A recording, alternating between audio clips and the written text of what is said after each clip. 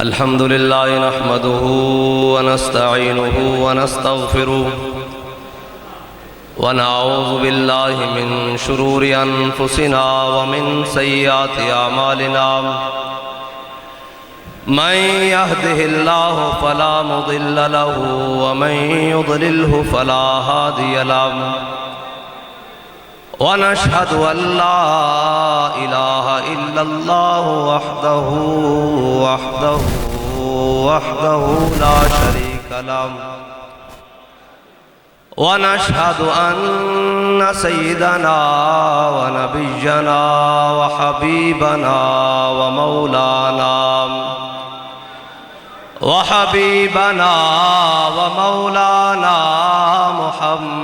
محمدًا عبده ورسوله أما بعد فأعوذ بالله من الشيطان الرجيم بسم الله الرحمن الرحيم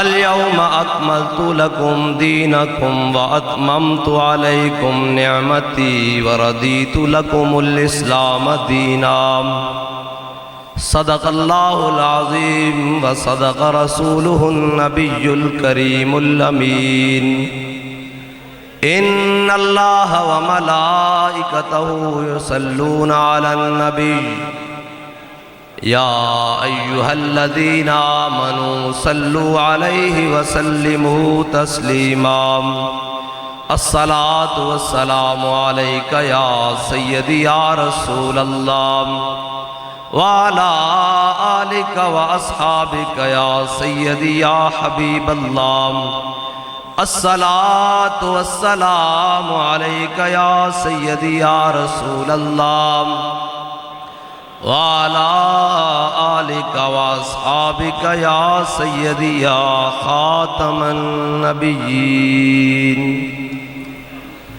أبان مولده عن طيب عنصره يا طيب مبتدأ منه ومختتم وبات إيوان كسرى وهو منصدع كشمل أصحاب كسرى غير ملتسم يوم تفرس فيه الفرس أنهم قد أنذروا بحلول البؤس والنقم والنار خامدة الأنفاس من أسفي عليه والنهر صاهي العين من سدميم والجن تهتف والأنوار ساطعة والحق يظهر من معنى ومن كلم مولاي صل وسلم دائما أبدا على حبيبك خير الخلق كلهم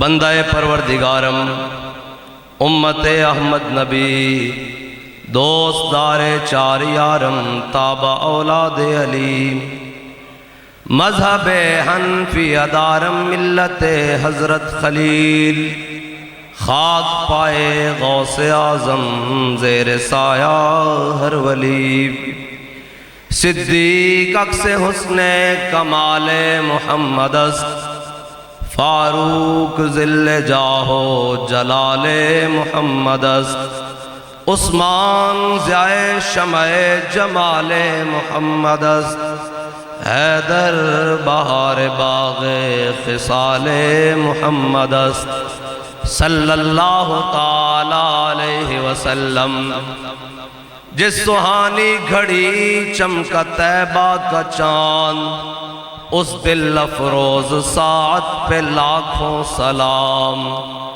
جن کے جلوے سے مرجھائی کلیاں کھلیں اس گلے پاک منبت پہ لاکھوں سلام اندھے شیشے جلا جل دمکنے لگے جلوہ ریزی دعوت پہ لاکھوں سلام وہ دہن جس کی ہر بات وحی خدا چشمہ علم و حکمت پہ لاکھوں سلام وہ زبان جس کو سب کن کی کنجی کہیں اس کی نافذ حکومت پہ لاکھوں سلام دور و نزدیک کے سننے والے وہ کان لالے کرامت پہ لاکھوں سلام، جس کے ماتھے شفاعت کا صحرا رہا، اس جبین سعادت پہ لاکھوں سلام،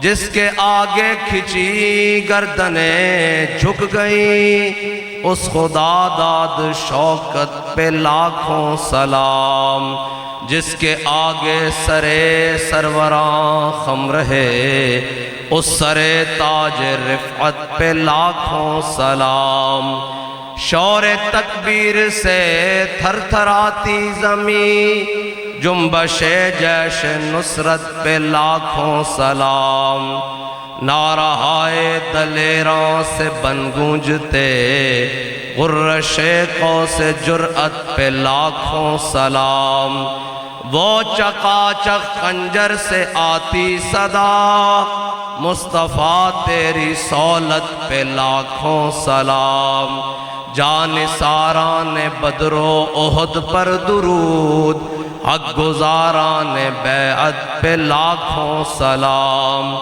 وہ 10 جن کو جنت کا مژدہ ملا، اس مبارک جماعت پہ لاکھوں سلام، ان کے آگے وہ حمزہ کی جاں بازیاں، شیر غران سطوت پہ لاکھوں سلام، اصدق الصادقین سید المتقین، چشم گوش وزارت پہ لاکھوں سلام، سایہ مصطفیٰ مایہ اصطفیٰ، عز و ناز خلافت پہ لاکھوں سلام، یعنی اس افضل الخلق بعد الرسل، ثانی اثنین ہجرت پہ لاکھوں سلام، فارق حق و باطل امام الہدا، تیغ مسلول شدت پہ لاکھوں سلام، وہ عمر جس کے آدھا پہ شیدا سقر، اس خدا دوست حضرت پہ لاکھوں سلام، در منصور قرآن کی سلکے بھی، زوج دو نور عفت پہ لاکھوں سلام، زاہد مسجد احمدی پر درود، دولت جیش عسرت پہ لاکھوں سلام، یعنی وہ عثمان صاحب قمیص ہدا، غلہ پوش شہادت پہ لاکھوں سلام، شیر شمشیر زن شاہ خیبر شکن، پرتو دست قدرت پہ لاکھوں سلام، ماحی رفظ و تفضیل و نصب و خروج، حامی دین و سنت پہ لاکھوں سلام، مرتضی شیر حق اشجع الاشجعین، ساقی شیر و شربت پہ لاکھوں سلام، جن کا آنچل نہ دیکھا ماہ و مہر نے، اس ردائے نزاہت پہ لاکھوں سلام، خون خیر الرسل سے ہے جن کا خمیر، ان کی بے لوث طینت پہ لاکھوں سلام، آب تطہیر سے جس میں پودے جمے، اس ریاض نجابت پہ لاکھوں سلام، سیدہ ظاہرہ طیبہ طاہرہ، جان احمد کی راحت پہ لاکھوں سلام، وہ حسن مجتبیٰ سید الاسخیاء، راکب دوش عزت پہ لاکھوں سلام، وہ شہید بلا شاہ گلگوں کبا، بے کس دشت غربت پہ لاکھوں سلام، در درج نجف مہر برج شرف، رنگ روئے شہادت پہ لاکھوں سلام، سیداں پہلی ماں کاف امن و امان، حق گزار رفاقت پہ لاکھوں سلام، بنت صدیق آرام جان نبی، اس حریم براعت پہ لاکھوں سلام، پارہائے صحف غنچہائے قدس اہل بیت نبوت پہ لاکھوں سلام، ان کے مولا کے ان پر کروڑوں درود، ان کے اصحاب و عطرت پہ لاکھوں سلام، فتح باب نبوت پہ بے حد درود، فتح باب نبوت پہ بے حد درود، ختم دور رسالت پہ لاکھوں سلام۔ معزز سامعین محترم، میں کافی تاخیر سے پہنچا ہوں اور آپ نے انتظار کیا ہے، لیکن تلک الایام نداولھا بین الناس، کبھی لوگ آپ کا انتظار کرتے ہیں اور آپ بھی تاخیر سے پہنچتے ہیں، تو میری اس تاخیر کو اپنی بارگاہ میں معافی کا درجہ دیجئے گا۔ کوئی اور کام نہیں تھا، بس کافی طویل سفر کے بعد رات دیر سے لاہور پہنچے اور پھر اس کے بعد صبح۔ انتظار کروانا مقصد نہیں ہے، ہمارا مقصد تو صرف حضور کی محبت بیان کرنا ہے، وہ 11 بجے بیان ہو یا 2 بجے بیان ہو، اس لیے کہ لطف سجن دم بدم قہر سجن گاہ گاہ، 11 بجے بھی بابا تے 1:45 بجے بھی بابا۔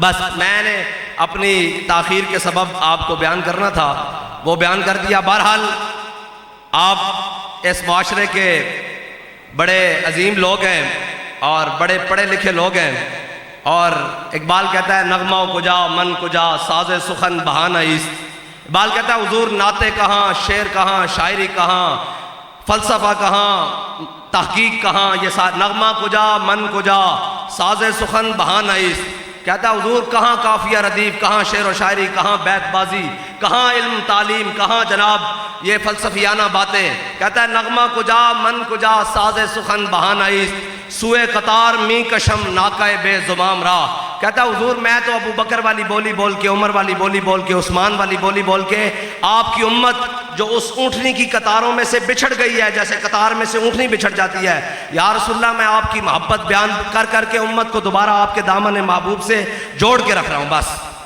ہمارا تو مقصد اتنا ہی ہے کہ ہم نہ تو کوئی جناب نہ فقیہ شہر، نہ شاعر، نہ خرقہ پوش اقبال، کیونکہ یہ جاوید اقبال کے نام سے آڈیٹوریم ہے، تو لوگوں نے پاکستان کے اندر مسٹر اور ملا کی لڑائی ڈالی ہوئی ہے کہ شاید یہ ناموس رسالت کا کام یہ مولویوں کا کام ہے، یہ ختم نبوت کا کام یہ مولویوں کا کام ہے، اور یہ دین کی بات کرنا یہ مولویوں کی کام ہے۔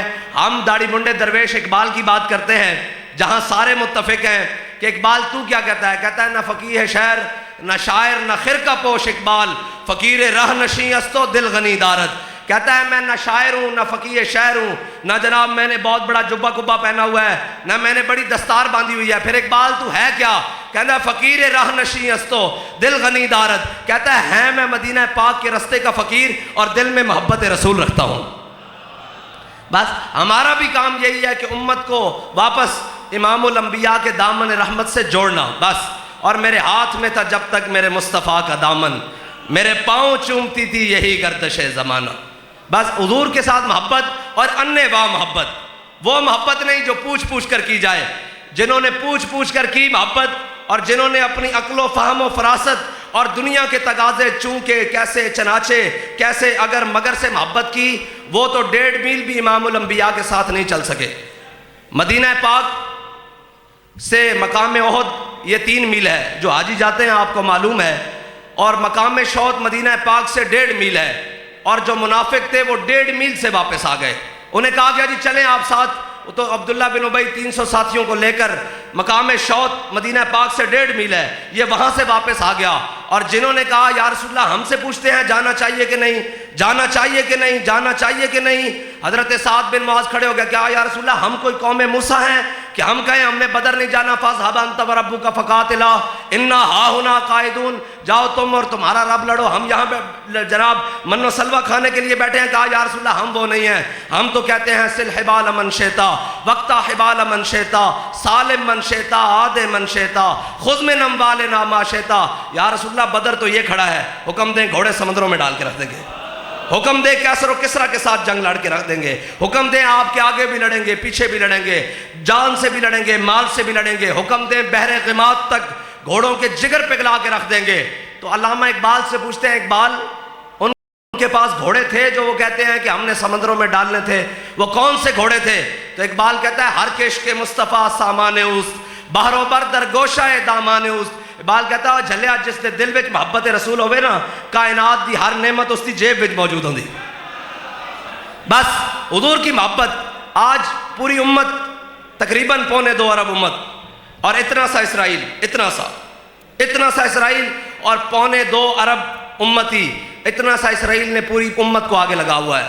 بیک وقت لبنان، شام، یمن، جناب فلسطین، غزہ، ایران، یعنی تقریباً 4 جگہ 5 جگہ اس نے بیک وقت جنگ چھیڑ کے رکھی ہوئی ہے، اور پوری امت خاموش ہو کر بیٹھی ہوئی ہے. یہ وہ امت ہے جو 8 تلواریں لے کر بدر گئی تھی، اور آج پوری امت. جناب میں یہ بات کرنے لگا ہوں تو بعد میں آپ کو لوگ آ کر کہیں گے حافظ صاحب دہشت گردی والی باتیں کر رہے تھے. یہ جناب اوے بھائی، ہم بدر کی بات کریں تو ہم دہشت گرد ہیں. وہ چھوٹے چھوٹے بچوں کے اوپر بم برسا دیں وہ دہشت گرد نہیں ہیں.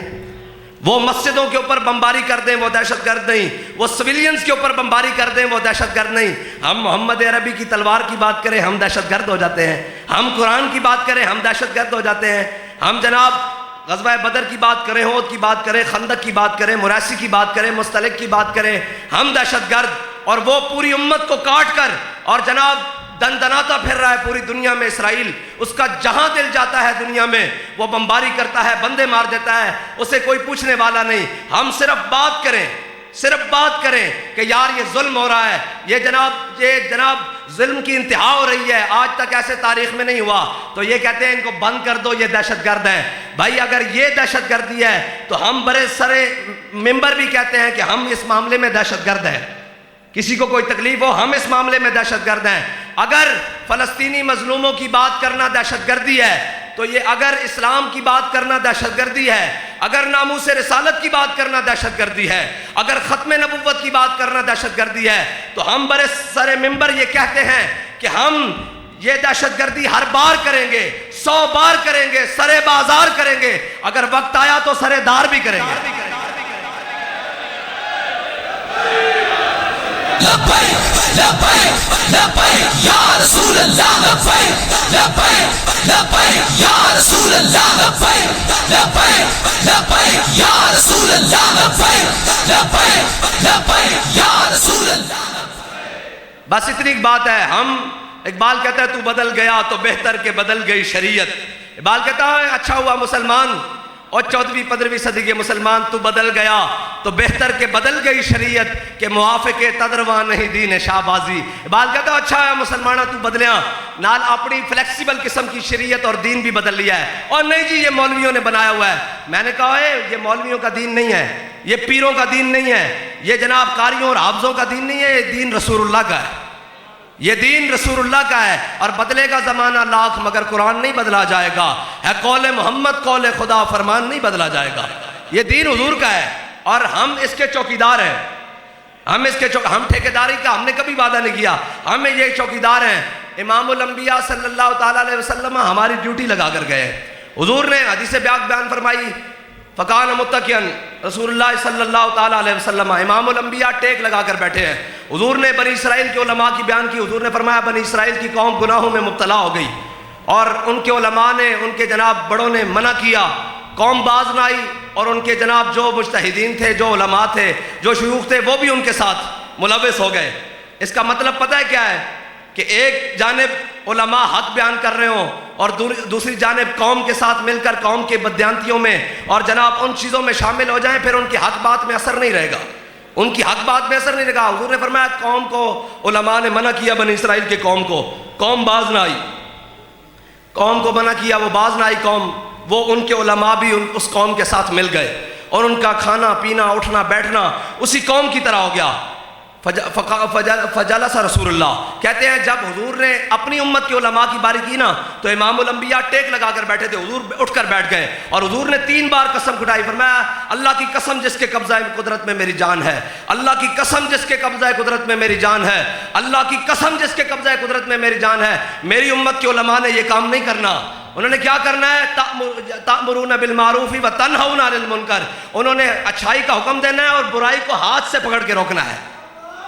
بھائی میں آپ کو یہ بتاتا ہوں کہ جب بھی حق والے ہاتھ سے برائی کو روکیں گے قیامت تک نام ان کا ہی رہ جائے گا۔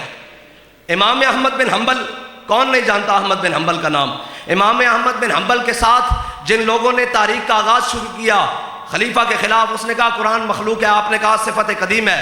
جب آپ نے جناب اس تاریخ کا آغاز شروع کیا تو تقریباً کہتے ہیں 1.5 لاکھ علماء احمد بن حنبل کے ساتھ تھے، لیکن اس وقت کے حاکم اور خلیفہ نے بھی یہی کہا، جو نام نہاد خلیفہ تھا، جو اپنے آپ کو خلیفہ کہتا تھا، اس نے یہ کہا کہ میں تمہاری جائیدادیں ضبط کر لوں گا، میں تم پر 4 شیڈول لگا دوں گا۔ میں جدید زبان میں بات کر رہا ہوں، قانونی زبان میں۔ اس وقت کے اعتبار سے اس نے کہا میں تم پر 4 شیڈول لگا دوں گا، تم پر جناب میں پرچے کر دوں گا، تم پر میں فلاں کر دوں گا، تمہاری جائیدادیں کرکی کر دوں گا، سارا کچھ کر دوں گا۔ کہتے ہیں کہ احمد بن حنبل پھر اکیلے رہ گئے، 4 رہ گئے، 4 میں سے 2 شہید ہو گئے، پھر احمد بن حنبل رہ گئے۔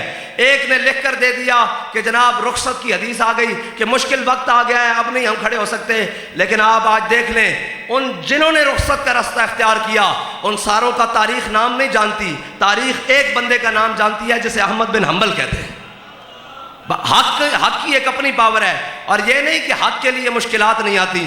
حق تو حضرت فاروق اعظم ایسے کر کے اپنی داڑھی کو اکٹھا کریں، ایسے حضرت فاروق اعظم ایسے کر کے داڑھی کو اکٹھا کریں اور اپنے ہاتھ میں پکڑ کر کہیں اے حق تو نے عمر کے یار نہیں چھوڑے، اے حق تو نے عمر کے یار نہیں چھوڑے۔ او جناب حضرت سلطان باؤ فرمایا نا، عاشق ہومی عشق کمامی تے دل نو رکھی بانگ پہاڑا ہوں، لکھ لکھ بدیاں تے ہزاراں غلامے کر جانی باغ بہاراں ہوں۔ انہوں نے کہا یہ جو رستہ ہے نا حق کا رستہ، یہ وہی چنتے ہیں جن کو اللہ چنتا ہے، واللہ یختص برحمتہ من یشاء، اللہ جس کو چاہے اپنی رحمت کے لیے خاص کر لے۔ حق حق ہے، اس نے بین ہو کے رہنا ہے، لیکن اس کے لیے حق والوں کے ساتھ کھڑے ہونے کے لیے یہ بھی مجھے یہ بتائیں کہ لاکھوں کی فوج ہوگی یا ہزاروں کی فوج ہوگی یزید کی، کسی ایک سپاہی کا نام بھی کسی کو یاد نہیں ہے کہ کون ہوگا۔ ہاں اس پوری فوج میں سے ایک کو جانتے ہیں جو اس صف سے نکل کر ادھر آیا ہے، اس کو ہور کہتے ہیں، اس کو ہور کہتے ہیں۔ قیامت تک نام ہور کا رہنا ہے۔ ان کو جناب وہی باطل میں رکھا جائے، تعداد نہیں تولا کرتے، ہمیشہ تعداد میں آج تک باطل تعداد میں زیادہ ہوا ہے، بدر سے لے کر آج تک باطل تعداد میں زیادہ ہوا ہے۔ حق والے ہوتے تھوڑے ہیں لیکن جتنے ہوتے ہیں ستھرے ہوتے ہیں، جتنے ہوتے ہیں یہ ستھرے ہوتے ہیں، ان کی خاصیت یہ ہے۔ بہرحال امام احمد بن حنبل، یہ لوگ سمجھتے ہیں کہ یہ فسانوی باتیں ہیں، یہ ساری چیزیں باتیں ہیں۔ ہم نے اپنے دور میں احمد بن حنبل کے خادم کو دیکھا ہے کہ مشکلات برداشت کرنی اور ظالم کے سامنے ڈٹ کر بات کرنا اور یہ ساری چیزیں کرنی ہم نے دیکھی ہیں۔ امام احمد بن حنبل کو جب گرفتار کر لیا بادشاہ وقت نے، آپ کو لے کر جیل میں جا رہے تو رستے میں ایک ڈاکو آ گیا، اس کا نام ابو الحسم ہے۔ اس نے کہا امام صاحب آپ کدھر جا رہے ہیں؟ ایسے جیسے آج ہمیں کوئی پکڑ لینا جناب حکومتیں پکڑ کے اندر کر دیں تو وہ لوگ کہتے ہیں پتہ نہیں مولویاں کی کیتا او کچھ نہیں کیتا، جو احمد بن حنبل نے کیتا اسی بھی وہی کیتا۔ بہرحال امام احمد بن حنبل کو آگے لے گئے، انہیں سامنے سے اس وقت کا سب سے بڑا بدماش اور ڈاکو آ گیا، اس ابو الحسم اس کا نام۔ اس نے کہا امام صاحب آپ کدھر؟ امام صاحب نے کہا بادشاہ وقت کے ساتھ ٹکر ہو گئی ہے، وہ کہتا ہے قرآن مخلوق ہے، میں کہتا ہوں صفت قدیم ہے۔ کہا کہ آپ حق پر ہیں یا نہیں؟ امام احمد بن حنبل نے کہا میں حق پر ہوں، حق پر ہوں۔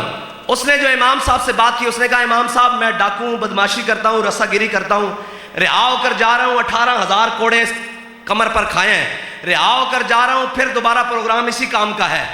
تو آپ اگر حق پر ہیں نا تو اپنی کمر پر حق کے لیے 18,000 کوڑے ضرور کھائیے گا۔ امام احمد بن حنبل کہتے ہیں کہ مجھے اس ڈاکو کی بات دلیر کر گئی، اور حضرت آپ کے بیٹے حضرت عبداللہ وہ کہتے ہیں کہ امام احمد بن حنبل جب بھی دعا مانگتے تو دعا مانگتے رحم اللہ لأبی الحسم، غفر اللہ لأبی الحسم، یا اللہ ابو الحسم پر رحم کر، یا اللہ ابو الحسم کو بخش دے۔ ہم کہتے ابا جی ہم بیٹے ہیں، آپ ہمارے لیے دعا نہیں کرتے، ابو الحسم کے لیے کیوں دعا کرتے ہیں؟ ان کا بیٹا ابو الحسم کی بات مجھے دلیر کر گئی، ایک ڈاکو کی بات۔ احمد بن حنبل، امام احمد بن حنبل کو جب باز نہ آئے وہاں بھی حق بلند کیا تو بادشاہ وقت نے آپ کو جیل سے نکالا اور آپ کے جناب قمیض اتروائی اور اونٹ کی ننگی پیٹھ پر آپ کو باندھا، بغیر پالان اور کجاوے کے آپ کو اوپر باندھا اور باندھ کر کہا کہ ان کو کوڑے لگاؤ سرے بازار۔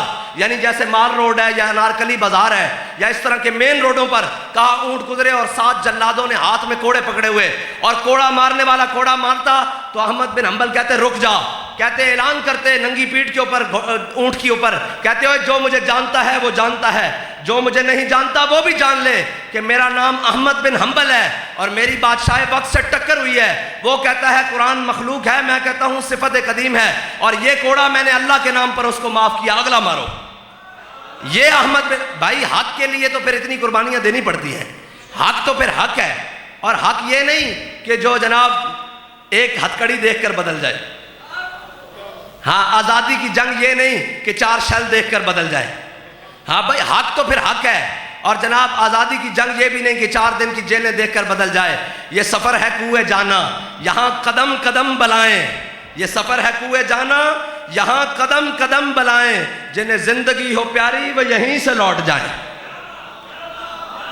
بس تاریخ ہمیشہ بہادروں کو یاد رکھتی ہے، بزدلوں کو یاد نہیں رکھتی، اور آج تک پاکستان کی 77 سالہ تاریخ میں جو ہماری جناب مقتدرہ ہے، وہ کوئی بھی ہو، اس میں سیاسی و عسکری و مذہبی شخصیات ہوں، جو کچھ ہم نے پاکستان کے ساتھ کیا ہے نا، آج تک اس کا خمیازہ ہماری نسلوں نے بھی بھگتنا ہے۔ اس لیے اقبال کہتا ہے گلہ جفائے وفا نما، حرم کو جو اہل حرم سے ہے کسی بت کدے میں بیان کروں تو صنم بھی کہہ دے ہری ہری۔ اقبال کہتا ہے جو اہل حرم نے حرم کے ساتھ کیا ہے، اگر کسی بت کدے میں جا کر بیان کروں تو بت بھی پکار اٹھے، واہ بھئی مسلح آباد تیری کیا بات ہے، تو ملک بڑھایا لا الہ الا اللہ محمد رسول اللہ دی بنیاد تے جدو اس میں چلان دی باری آئی 77 سال ہو گئے، مختلف نظام، کبھی سوشلزم، کبھی جناب کیپٹلزم، کبھی جناب مارشل لا، کبھی جمہوریت، کبھی فلاں کبھی فلاں کبھی فلاں اور کبھی فلاں، سارے نظام چلانے کے باوجود 77 سال پاکستان کی تاریخ میں آج تک ان کو کوئی ایک ساحل نہیں ملا کہ جہاں پر یہ کھڑے ہو کے کہیں کہ ہم نے ملک کے لیے یہ کیا ہے، ہم نے ملک کے لیے یہ کیا ہے۔ جو آتا ہے وہ اگلے کو کہتا ہے یہ چور ہے، جو آتا ہے وہ اگلے کو کہتا ہے یہ چور ہے، یہ کھا گئے پھر وہ کھا گئے پھر یہ کھا گئے وہ کھا گئے یہ کھا گئے۔ بھائی کون کھا گیا ملک کو؟ کس نے کیا؟ قوم تو اپنی ریڑھی لگا کر، اپنی چھاپی لگا کر، جوتیاں پالش کر کے، جناب اپنی مزدوری کر کے قوم 77 سالوں سے گزارا کر رہی ہے کہ شاید کوئی ہمارا مسیحا آئے گا، شاید کوئی ہمارا مسیحا آئے گا، شاید کوئی ہمارا مسیحا آئے گا۔ لیکن یاد رکھنا اس نظام سے اور ان باطل لوگوں سے کبھی آپ کو امید نہیں ہونی چاہیے۔ وہ اقبال بتا کر گیا ہے، کہتا ہے اپنی ملت پر قیاس اقوام مغرب سے نہ کر کہ خاص ہے ترکیب میں قوم رسول ہاشمی۔ اقبال کہتا ہے تجھے ان سے امید ہے جو جا کر کبھی یورپ کے دروازے پر، کبھی امریکہ کے دروازے پر وہاں سے ہٹیں گے، کوئی کہے گا میں نے رشیا کے دروازے پر جانا ہے، کوئی کہے گا میں نے چائنا کے دروازے پر جانا ہے۔ کبھی غلام قوموں کی بھی عزتیں ہوئی ہیں، ہاں جی، کبھی غلام قوموں کو بھی کسی نے آج تک پوچھا ہے، کبھی سر جھکائے ہوئے کو بھی جناب روڈ پر کسی نے پوچھا ہے کہ بھائی تیرا مقام کیا ہے، تو کہاں رہتا ہے۔ بیکاریوں کی کبھی دنیا میں کوئی عزت ہوئی ہے؟ ہاں عزت ہوتی ہے اس کی جو جس کی گھر میں عزت ہو، جو اپنے اندر کوئی دم خم رکھتا ہو۔ حضرت نعمان بن مقرن یہ حضور کے صحابی ہیں، امام الانبیاء صلی اللہ تعالیٰ علیہ وسلم کی ظاہری حیات کے بعد جب جنگ قادسیہ کا موقع آیا، حضرت نعمان بن مقرر سفیر بن کر گئے مسلمانوں کے یزدگرد کے دربار میں۔ جب گئے تو آپ کے ہاتھ میں نیزہ تھا، اس کے جناب دربار میں بڑے قیمتی قالین بچھے ہوئے تھے۔ آپ قالین کو پھاڑتے ہوئے ایسے گئے نا، جب ایسے گئے، ایسے جناب اس کے سامنے گئے، اس نے کہا کیا ہو گیا آپ کو؟ بھوکے ہو گئے ہو؟ آپ کو کیا ہو گیا ہے جناب؟ روٹی چاہیے، کپڑے چاہیے، کیا چاہیے آپ کو؟ اناج چاہیے، ہم دیں گے۔ اور انہوں نے کہا نہیں نہیں، ہم تو کسریٰ کا تاج لینے آئے ہیں، ہم کسریٰ کا تاج لینے آئے ہیں۔ انہوں نے کہا اچھا بیٹھو۔ انہوں نے بٹھایا، انہوں نے کہا آپ کے ساتھ جنگ کرتے ہیں۔ واپسی پر جاتے ہوئے انہوں نے کہا یہ مٹھائی ہے، یہ آپ ہماری طرف سے لے جانا، اپنی فوج میں تقسیم کرنا۔ جب نعمان بن مقرر نے اٹھایا نا، اس ٹوکرے کو ہاتھ لگایا تو وہ سمجھ گئے یہ مٹھائی نہیں ہے، اس میں تو پتھر اور مٹی بھری ہوئی ہے۔ تو آپ نے ایسے کر کے نا جناب وہ ٹوکرا سر پر اٹھایا اور لطف لیتے ہوئے یعنی جھومتے ہوئے واپس فوج کی جانب چلے، اور ٹوکرا سر سے اتار کر سعد بن ابی وقاص کے سامنے رکھا۔ کہا اے جناب ہمارے سپہ سالار، یہ مٹی انہوں نے خود ہمارے حوالے کر دی ہے، بس ہمارے وہاں جانے کی دیر ہے۔ عاشق جو ہے نا، عاشق جو ہیں وہ ہر بات میں لطف لیتے ہیں۔ یہی ایک منظر ہے کہ حضرت خواجہ غلام فرید کا نام تو سنا ہوگا۔ حضرت خواجہ غلام فرید آپ حج کے لیے تشریف لے کر جا رہے ہیں تو مدینہ پاک سے کچھ دور تھے تو رستے میں ڈاکو آ گئے۔ ڈاکو آ گئے, ڈاکوؤں نے آپ کو لوٹا بھی, مارا بھی, اور جناب سب کچھ لوٹ لیا, سامان رسد زاد راہ سارا کچھ لوٹ لیا. آپ تھوڑے 2 دن کی مسافت سے تھے دور مدینہ پاک سے, ڈاکوؤں نے سب کچھ ڈکیتی کر لی.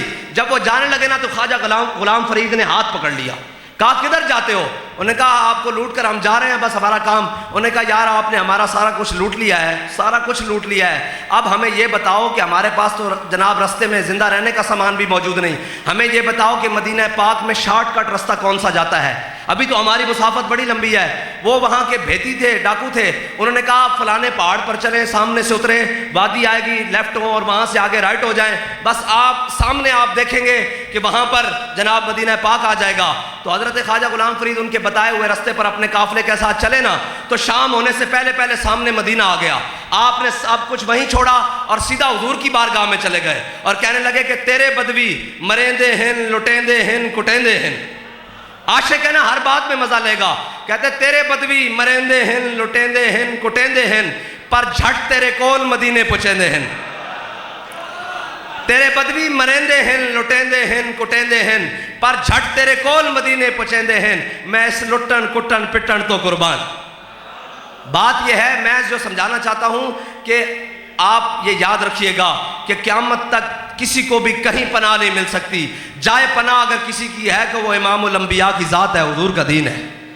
قیامت تک اقبال کہتا ہے زاں کے ملت را حیات از عشق اوست اور برگو ساز کائنات از عشق اوست. اقبال کہتا ہے اگر امت مسلمہ دوبارہ اپنا کھویا ہوا وقار واپس لانا چاہتی ہے, اگر واپس چاہتی ہے کہ ہمارا وہ دبدبہ اور روب وہ قائم ہو, تو اقبال کہتا ہے اس کو واپس حضور کے دامن سے وابستہ ہونا پڑے گا.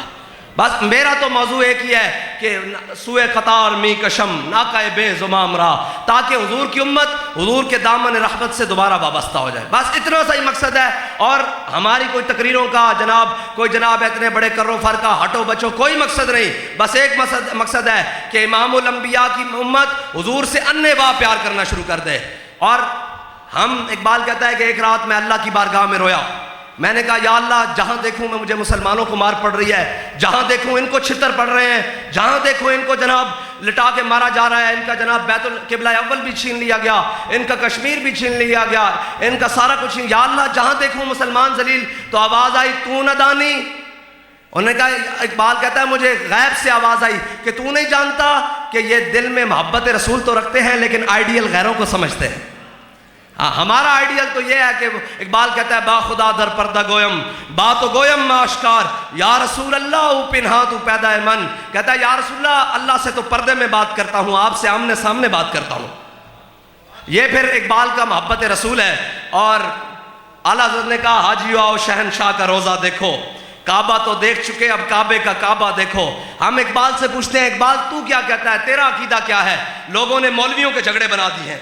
حضور کی محبت کو, اسلام کو, دین کو مولویوں کے جھگڑے. یہ یہاں بر صغیر میں انگریز بڑا چلاک تھا, اس نے آپ کے لباس اور آپ کے شکل کو ہمارے لباس اور ہماری شکل سے لڑوا دیا ہے. لیکن ہم انہیں یہ بتانا چاہتے ہیں کہ بے شک صدیاں گزر گئی ہیں, یہ امت جس لباس میں بھی ہو وہ اپنے آقا و مولا سے انے واہ پیار کرتی ہے. بس یہ بات طے ہے کہ ہم کوئی جناب وہ کہتے ہیں جناب ہم نے کہا کہ یہ داڑھی اور یہ لباس اور یہ جناب اس حلیے کا لڑائی نہیں ہے. ہاں اقبال کو ہم اپنے جناب اپنے اکابر میں سمجھتے ہیں. اس کی وجہ کیا ہے کہ اقبال کوئی مولوی تو نہیں ہے, اقبال کوئی جناب پیر تو نہیں ہے, لیکن محبت عاشق رسول تو ہے نا. ہمارا کسی سے بھی قیامت تک کوئی رشتہ ہوگا, ورنہ وہ اقبال نے خود کہا غازی علم الدین کو جناب قبر میں رکھ کر جب اقبال باہر نکلا تو سید حبیب شاہ, سید دیدار علی شاہ صاحب اور جناب سید جماعت علی شاہ صاحب اور سارے لوگ کھڑے ہوئے, یہ جناب ایم ڈی تاثیر صاحب, یہ سارے کھڑے ہوئے. تو جناب اس نے اقبال نے باہر نکل گیا, ان کا شاہ جی اسی گلیں ہی کرتے رہ گئے, ترخانہ دا منڈا بازی لے گیا. یہ اقبال, حالانکہ اقبال خود پڑھ لی ہے میں نے علوم شرق و غرب, روح میں باقی ہے اب تک درد و کرب. اقبال بڑی اور چیز کا نام ہے جسے لوگ کہتے ہیں وہ اقبال نہیں ہے. اگر صرف ہماری قوم کو نصاب میں صرف اقبال پڑھا دیا جائے تو یہاں کسی اور چیز کی ضرورت نہ رہے. یہ ہم گارنٹی سے کہتے ہیں کسی چیز کی اور ضرورت نہ رہے اگر اقبال کو پڑھا دیا جائے. لیکن اقبال کے ساتھ تو ان کی دشمنی ہے, یہ اس کے دن کو بھی نہیں منانا چاہتے. یہ 9 نومبر آئے گا, آپ دیکھیے گا ان کو 2 چیزیں یاد ہیں, ایک لب پہ آتی ہے دعا بن کے تمنا میری, اور ایک چین و عرب ہمارا ہے, ہندوستان ہمارا ہے. اقبال اس کا نام نہیں ہے صرف, یہ بھی اقبال ہے لیکن یہ اقبال کا ایک بال ہے. اقبال تو کہتا ہے ملے گا منزل مقصود کا اسی کو سراغ, اندھیری شب میں چیتے کی آنکھ جس کا چراغ, میسر آتی ہے فرصت فقط غلاموں کو, نہیں ہے بندہ حر کے لیے جہاں میں فراغ, اور فروغ مغربیاں خیرہ کر رہا ہے تجھے, تیری نظر کا نگہباں ہو صاحب مازاغ, اور کیا ہے تجھ کو کتابوں نے کور ذوق اتنا کہ صبا سے بھی نہ ملا تجھے بوئے گل کا سراغ. اقبال کسی اور کرنا چیز کا نام ہے.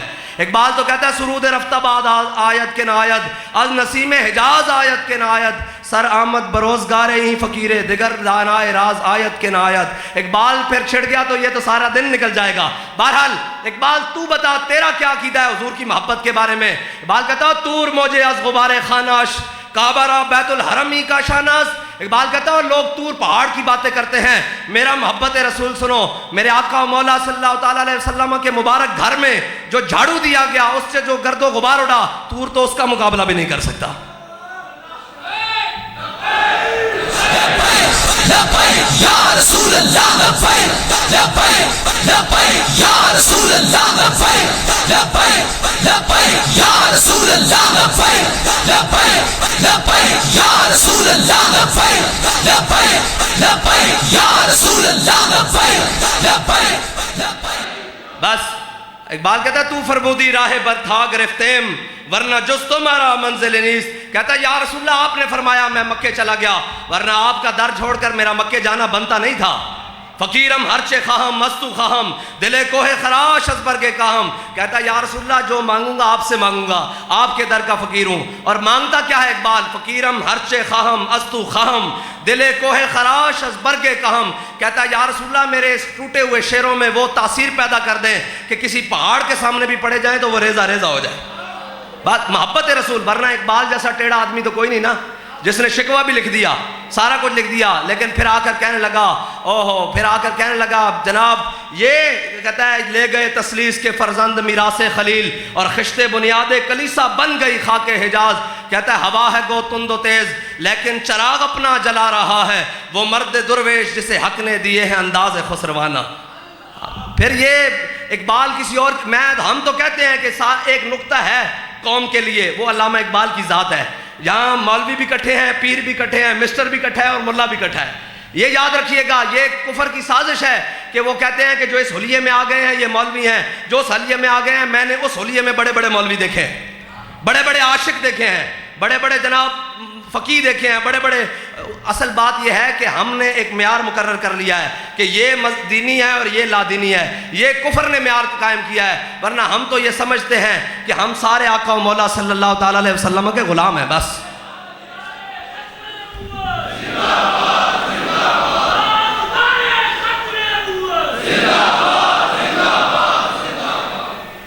موضوع تو بڑا لمبا ہے, بہرحال واپس آتے ہیں. وہ اقبال کہتا ہے جناب لے کے میں توحید صفت جام پھرے, کوہ میں دشت میں لے کے تیرا نام پھرے, اور تجھ کو معلوم ہے کبھی ناکام پھرے.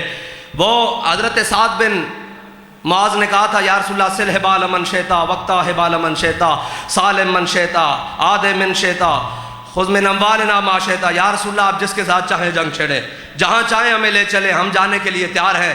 ہم آپ کے آگے بھی لڑیں گے, پیچھے بھی لڑیں گے, جان سے بھی, مال سے بھی, اولاد سے بھی, بچوں سے بھی, سارے وسائل کے ساتھ حضور آپ کے ساتھ جانے کے لیے تیار ہیں.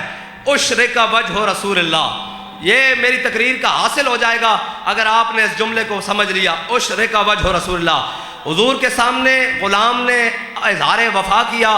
اشرق وجہ رسول اللہ, وہ چمک تجھ سے پاتے ہیں سب پانے والے. وہ تو پھر چہرہ ہمیشہ چمکنے والا ہے, لیکن امام الانبیاء کا چہرہ مبارک, حضور کا مبارک چہرہ اپنے غلام کے اظہار وفا سے اور مزید چمک اٹھا. مزید حضور خوش ہوئے, امام الانبیاء خوش ہو گئے کہ میرے غلام نے اظہار وفا کر دیا ہے. اشرق وجہ رسول اللہ, یہ آپ نے اس بات پر رکھنا ہے کہ حضور خوش ہوئے, امام الانبیاء خوش ہو گئے. اشرق وجہ رسول اللہ, یہ حاصل کلام میں بس گفتگو اینڈ کی طرف لے کر جاتا ہوں. میرے آقا و مولا صلی اللہ تعالیٰ علیہ وسلم کے غلام حضرت سعد بن معاذ, یہ غزوہ خندق آ گیا، ولما رأى المؤمنون الاحزاب قالوا هذا ما وعدنا الله ورسوله وصدق الله ورسوله وما زادهم الا ایمانا وتسلیما. یہ سورہ احزاب، اقبال کہتا ہے خود بدلتے نہیں قرآن کو بدل دیتے ہیں لوگ، ہوئے کس درجہ بے توفیق فقیہان حرم. قرآن تو پڑھا نہیں نا، اگر قرآن پڑھا ہوتا تو سنہ تہذیب حاضر کے گرفتار غلامی سے بدتر ہے بے یقینی، اور سکھاتی نہیں مسلمان کو غلامی کی تاریخ ہے جی. یہ تو قرآن سے دشمنی اس لیے ہے کہ قرآن سر جھکا کر جینا نہیں سکھاتا، وہ کائنات میں ایک ہی در دکھاتا ہے، اللہ کا در، جہاں مومن کا سجدہ جناب سر جھکے، وہ ایک سجدہ جسے تو گراں سمجھتا ہے، ہزار سجدوں سے آدمی کو دیتا ہے نجات. اقبال کہتا ہے وہ ایک سجدہ جو رب کے در سے تم ہٹے ہو، پھر کبھی IMF کے در پر، کبھی جناب عالمی بینک کے در پر، کبھی جناب کیا ہے جی وہ سوئس بینکوں کے در پر، کبھی فلاں کبھی جناب کس کے در پر، پھر کے گلی گلی تباہ، ٹھوکریں سب کی کھائے کیوں، دل کو جو عقل دے خدا پھر تیری گلی سے جائے کیوں. ایک منٹ بھائی، میں اب گفتگو، حضرت سعد بن معاذ غزوہ خندق آ گیا.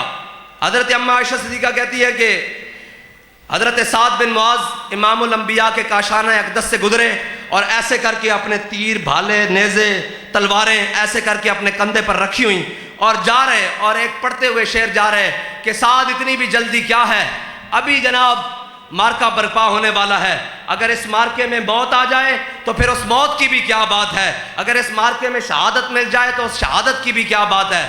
حضرت سعد بن معاذ یہ پڑھتے ہوئے جا رہے ہیں لیسا حیجا حمل، کہ یا اللہ ابھی اسی مارکے میں اگر تو شہادت دے تو شہادت کی کیا بات ہے. بہرحال غزوہ خندق آ گیا، اور آپ کو پتہ ہے خندق کتنا ڈاڈا غزوہ ہے. صحابہ کہتے ہیں کہ ہم نے اپنے پیٹوں پر پتھر باندھ لیے اور جناب ہم نے ٹوکرے لے کر مٹی کے سروں پر اٹھائے اور اس کے ساتھ پھر خندق کھودی اور پھر جنگ لڑی. اور پھر وہ تو بڑا عجیب معاملہ ہے کہ جب غزوہ خندق ختم ہو گیا، صحابہ کہتے ہیں ہم جنگی ساز و سامان اکٹھا کر رہے، کہتے ہیں کہ امام الانبیاء اپنے کاشانہ اقدس میں تشریف لے گئے. حضور جب اپنے کاشانہ اقدس میں پہنچے تو اتنی دیر میں جبریل امین آ گئے. جبریل امین آ گئے کیا یا رسول اللہ، اللہ تعالیٰ کہتا ہے کہ بنو قریظہ کے یہودیوں کا بھی ساتھ ہی فیصلہ کر دیں. بنو قریظہ کے جو یہودی ہیں جنہوں نے آپ سے غداری کی ہے ان کا ساتھ فیصلہ کر دیں. میرے آقا مولا صلی اللہ تعالیٰ علیہ وسلم نے اپنے کاشانہ اقدس میں اپنی مبارک دستار حضور نے اتاری اور دائیں جانب سے سر دھویا، اتنی دیر میں جبریل امین آ گئے. کہا حضور اللہ کہتا ہے بنو قریظہ کا بھی فیصلہ کریں. میرے آقا نے فرمایا جبریل دیکھتا نہیں ہے، ابھی میرے غلاموں نے غزوہ خندق لڑی ہے، ابھی جناب مٹی کے ٹوکڑے اٹھائے ہیں، ابھی اتنی شدید جنگ لڑی ہے سردی کی حالت میں، اور ابھی جناب تو دیکھتا نہیں ہے. تو انہوں نے کہا یا رسول اللہ، اللہ کہتا ہے کہ ابھی ان کا فیصلہ کریں. اب قرآن نے منظر باندھا ہے، قرآن نے یہ منظر باندھا ہے کہ صحابہ کرام ابھی میدان میں ہیں اور امام الانبیاء صلی اللہ تعالیٰ علیہ وسلم کاشانہ اقدس میں تشریف لے آئے، اور اللہ تعالیٰ نے قرآن میں بیان کیا الذین استجابوا للہ والرسول من بعد ما اصابہم القرح. میرے آقا مولا نے حضرت بلال کو کہا بلال اذان دو. ایک اذان ہمارے ہاں ہوتی ہے، فجر کی، ظہر کی، عصر کی، جمعہ کی، عشاء کی، مغرب کی، یہ اذانیں ہمارے ہاں ہوتی ہے. ایک اذان حضرت امام الانبیاء کے زمانے میں بھی ہوتی تھی، نمازوں کی اذان. ایک اذان وہ ہوتی تھی اگر نماز کے بغیر اذان آ گئی تو اس کا مطلب ہوتا تھا حضور بلا رہے ہیں، کسی جنگ پر جانا ہے، کسی جنگ پر جانا ہے. حضرت بلال نے اذان دی، میرے آقا و مولا صلی اللہ تعالیٰ علیہ وسلم نے کہا بلال اذان دو. جب حضرت بلال نے اذان دی، نماز کا وقت بھی نہیں تھا، صحابہ کچھ اپنے گھروں میں جا رہے ہیں، کچھ رستے میں ہیں، کچھ چوک میں ہیں، کئیوں نے اپنے گھروں کے اندر پاؤں رکھا ہے.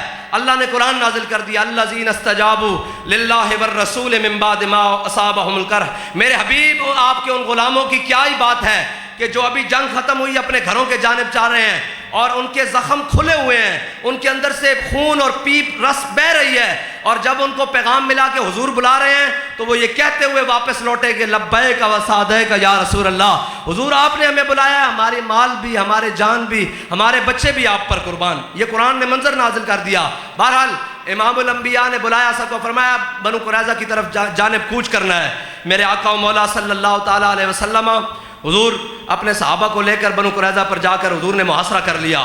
جب محاصرہ طویل ہوا تو یہودیوں کے سردار نیچے اترے. جب نیچے اترے تو انہوں نے کہا یا رسول اللہ ہم آپ کو حکم نہیں مانتے، آپ ہمارے درمیان فیصلہ نہ کریں، اگر ہمارا فیصلہ کروانا ہے تو سعد بن معاذ کو بلائیں. سعد بن معاذ کو میدان خندق میں رگِ کھل، یہ رگِ کھل ہوتی ہے، اس کے اندر تیر لگ گیا. میدان خندق میں رگِ کھل میں جہاں تیر لگ گیا وہ زخمی حالت میں گھر میں پڑے ہیں. حضور نے حضرت مولا کائنات کو حکم دیا, حضرت زبیر بن عوام کو حکم دیا, فرمایا جاؤ سعد بن معاذ کو جناب سوار کر کے لے کر آؤ. حضرت سعد بن معاذ کو جب سوار کر کے صحابہ گھوڑے پر لائے, حضور کی جانب چلے. جب حضرت سعد بن معاذ چلے نا حضور کی جانب, تو پیچھے سے منافقوں نے آوازیں دینے شروع کر دیں. یاد رکھیے گا, جو پیچھے سے آوازیں دینا وہ منافقوں کی اسی نسل میں سے ہے کہ پتہ نہیں کیا ہونے لگا ہے, کیا ہوگا بھائی, کچھ نہیں ہوگا, کچھ بھی نہیں ہوتا. منافقوں کا کام ہے آوازیں دینا.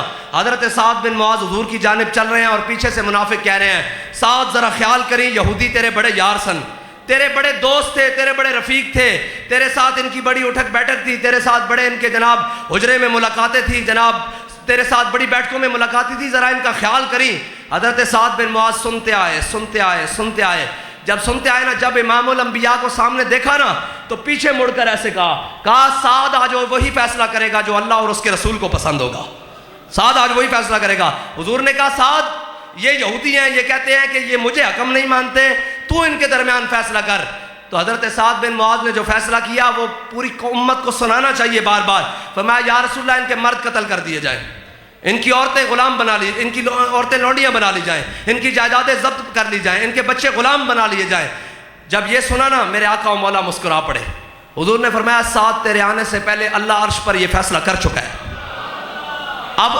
اب ایک بات ہے یہاں پر, اگر یہودی یہ کہہ دیتے کہ حضور آپ ہمارا فیصلہ کریں تو حضور نے ساروں کو معاف کر دینا تھا, لیکن اللہ کو گوارا نہیں تھا کہ ان کی زبان سے یہ نکالتا کہ آپ ہمارا فیصلہ کریں. کہا میرے حبیب سے غداری کی ہے تو میں تمہارا انجام دکھاؤں گا. حضرت سعد بن معاذ نے غزوہ خندق میں تیر لگنے کے بعد دعا کی تھی, یا اللہ اگر تیرے حبیب کے دشمنوں نے اسی طرح کر و فر کے ساتھ لشکر لے کر تیرے حبیب کے مقابلے میں آنا ہے تو مجھے موت نہ دیں, اور اگر نہیں آنا تو مجھے موت دے دیں, لیکن بنو قریظہ کا انجام دکھائے بغیر مجھے موت نہ دیں. یہ پھر حضرت سعد بن معاذ واپس آ گئے, بنو قریظہ کا ہو گیا.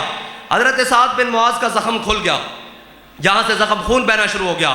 میرے آقا و مولا صلی اللہ تعالیٰ علیہ وسلم نے حضرت سعد بن معاذ کا خیمہ مسجد نبوی میں لگوا دیا. میں صرف یہ کہنا چاہتا ہوں کہ تو آیا نہ درتے کیوں بد نصیبہ, ہزاراں رنگاں وچ رنگیندے محمد.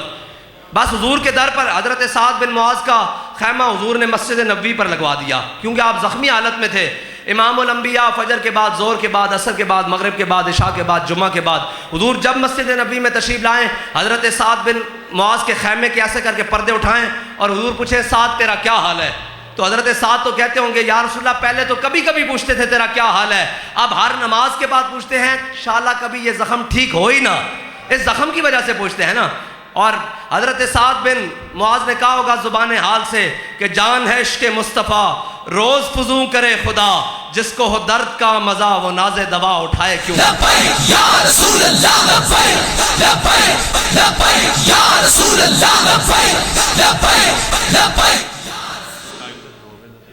اچھا کوئی بات نہیں, اوقات ہم عبود کے با یار بسر شد, باقی بے حاصلی و بے خیردی بود. وقت وہی وقت جو یار کی یاد میں گزر جائے, باقی تو گزر ہی جانا ہے. باقی تو آج تک کسی وقت کا کوئی نہیں پڑا, مل پڑا ویل چیئر پر بھی بیٹھا ہو, فیض آباد میں حضور کے نام پر گھنٹے گزار دے, وہ ساری زندگی کے لیے تاریخ بن جاتے ہیں. یہ پھر بات علیحدہ ہو جائے گی. ساری زندگی لوگوں نے گزاری, علم الدین کو کہا جناب قائد اعظم محمد علی جناح نے کہ تو کہہ دے اس وقت میں ہوش میں نہیں تھا. انہوں نے کہا محمد علی جناح صاحب زندگی میں ایک ہی بار تو ہوش آیا ہے جو حضور کی عزت پر پہرا دیا ہے. بہرحال میری بات کا یہی مقصد تھا. اب ساری باتیں سمیٹ کر آخر میں یہی آپ سے کہنا چاہتا ہوں کہ بس حضور سے پیار کرنا ہے اور انے واہ پیار کرنا ہے, اور جناب ہم سوئے حشر چلیں گے شاہ ابرار کے ساتھ, اور قافلہ ہوگا رواں قافلہ سالار کے ساتھ. یہ تو طیبہ کی محبت کا اثر ہے, ورنہ کون روتا ہے لپٹ کر در و دیوار کے ساتھ. وآخر دعوانا